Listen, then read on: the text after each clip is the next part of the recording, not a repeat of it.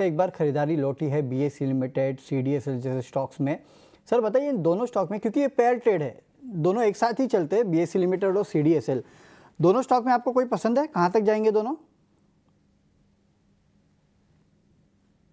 देखिए, दोनों ही स्टॉक का चार्ट स्ट्रक्चर काफी स्ट्रांग है और मुझे लग रहा है ये दोनों स्टॉक जो अपनी previous all time high level है वो स्तर फिर से छू सकते हैं। बीएसई केस में अगर देखेंगे तो 3030 तक ये स्टॉक गया था in the first week of June और उसके बाद स्टॉक एक करेक्शन मोड में चला गया है। बट ऑलमोस्ट ये स्टॉक में करेक्शन हो चुका है और हमें लग रहा है ये स्टॉक भी इसका जो ऑल टाइम हाई लेवल है 3030 का वो रीटेस्ट कर सकता है। और सीडीएसएल की बात करें तो सीडीएसएल का भी चार्ट स्ट्रक्चर बेहतरीन है और ये स्टॉक ने भी दिसंबर 2024 में 1990 का एक हाई बनाया था, तो यहां से भी हम 10% की अपसाइड एक्सपेक्ट करें सीडीएसएल में। यहाँ से और 10% के आसपास की अपसाइड जो है वो सीडीएसएल में देखने मिल सकती है, यानी कि 2000 के लेवल जो है वो आपको सीडीएसएल दिखा सकता है। और वैसे भी अगर आप देखेंगे तो करीब करीब इसके आसपास ही स्टॉक का 52 वीक हाई जो है वो बना हुआ है, तो फिर से शायद उस लेवल को ये स्टॉक रिट्रेस कर सकता है।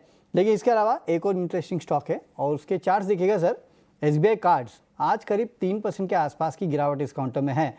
पिछले कुछ दिनों से 700 के आसपास से जब ये शुरू हुआ था चलना, उसके बाद 1000 रुपये के आसपास जो है ये स्टॉक गया, लेकिन वहाँ से गिर के अब 963 964 के आसपास आ चुका है।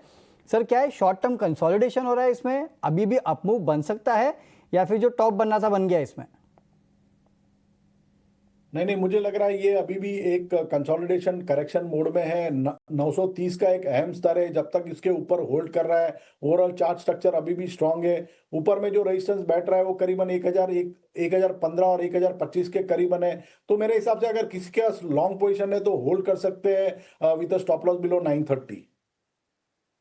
चलिए, तो 930 का आप रखिएगा स्टॉप लॉस और उसके साथ आप इस काउंटर को जो है वो होल्ड भी कर सकते हैं। नो डाउट पिछले कुछ दिनों में थोड़ा प्रेशर इस काउंटर पे देखने मिला है, लेकिन हाँ फिर भी ये काउंटर जो है अभी भी अच्छा लगता है कि हो सकता है कि यहाँ पे आपको थोड़ी बहुत तेज़ी और देखने मिले।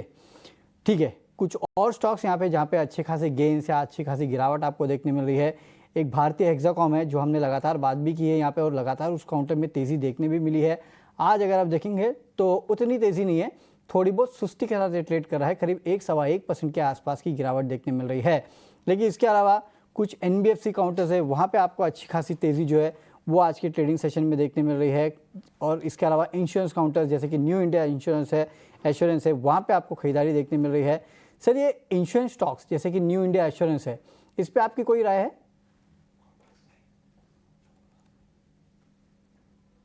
देखिए, न्यू इंडिया इंश्योरेंस की बात करें तो ये स्टॉक ने भी एक in the first week of June एक स्विंग हाई बना था 208 का और उसके बाद स्टॉक लगातार एक करेक्शन मोड में चला गया था। और स्टॉक ने पिछले कुछ दिनों में 50 दिन की जो मूविंग एवरेज था उधर एक रिवर्सल पैटर्न फॉर्म किया है, बुलिश एंगल्फिंग कैंडलस्टिक पैटर्न। तो जब तक ये स्टॉक 50 दिन की मूविंग एवरेज को होल्ड कर रहा है, वो जो है करीबन 180 के करीबन इसका लेवल है, तब तक जो ओवरऑल स्ट्रक्चर है अभी भी स्ट्रांग है। तो किसी के बाद अगर लॉन्ग पोजीशन है तो 180 के 180 के स्टॉप लॉस से बने रह सकते हैं। ऊपर में जो रेजिस्टेंस बैठ रहा है वो करीबन 195 का है और वो सरपास होता है तो मुझे लग रहा है 205 से लेके 208 तक के भी लेवल ये स्टॉक में हम देख सकते हैं। तो लॉन्ग पोजीशन है तो होल्ड करिए विद स्टॉप लॉस बिलो 180।